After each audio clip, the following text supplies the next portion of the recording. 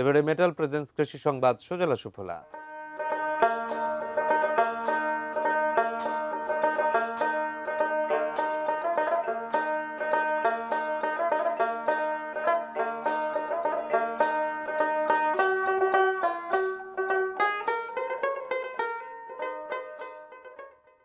Packing জাতের হাঁস পালন করে স্বাবলম্বী জয়পুরহাটের 5 বিবির মাদ্রাসা শিক্ষক জহুরুল ইসলাম। তার বাণিজ্যিক খামারের সফলতার স্বপ্ন দেখাচ্ছে এলাকার বেকার যুবকদের। আগ্রহীদের সহযোগিতা দিচ্ছে স্থানীয় একটি এনজিও এবং প্রাণী সম্পদ বিভাগ।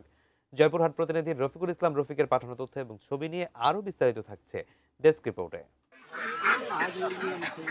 পাঁচবিবি উপজেলার আটাপুর গ্রামের বাসিন্দা জহুরুল ইসলাম স্থানীয় একটি কওমি মাদ্রাসায় শিক্ষকতা করেন। 6 মাস আগে 100টি পেকিন জাতের হাঁসের বাচ্চা নিয়ে বাড়িতেই গড়ে তোলেন খামার। তাতেই দিন বদলের স্বপ্ন দেখছেন জহুরুল ইসলাম। আমার খামারে অনেক হাঁস আছে এবং আমি এই খামার থেকে ডিম উৎপাদন করি, তার পাশাপাশি এই ডিম থেকে বাচ্চা ফুটাই। বাচ্চা ফুটে আমি মোটামুটি স্বাবলম্বী। পেকিন গৃহপালিত হাঁসের একটি আমেরিকান প্রজাতি, যা মূলত মাংসের জন্য লালন পালন করা হয়। মাংস অত্যন্ত সুস্বাদু হওয়ায় চাহিদাও ব্যাপক। এক একটি হাঁস মাত্র 2 মাসের মধ্যে 2.5 থেকে 3 কেজি ওজনের হয়। বিক্রি হয় 800 থেকে 1000 টাকা পর্যন্ত। পেকিন হাঁসের খামার অত্যন্ত লাভজনক।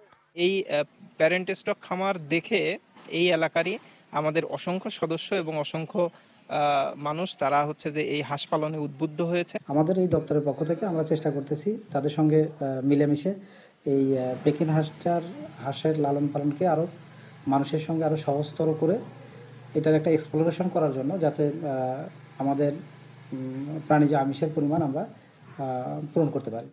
পেকিন জাতের হাঁসের খামার গ্রামীণ অর্থনীতিতে গুরুত্বপূর্ণ ভূমিকা রাখবে বলে মনে করছেন সংশ্লিষ্টরা। Shamsul Arefin, desk report, ATN news.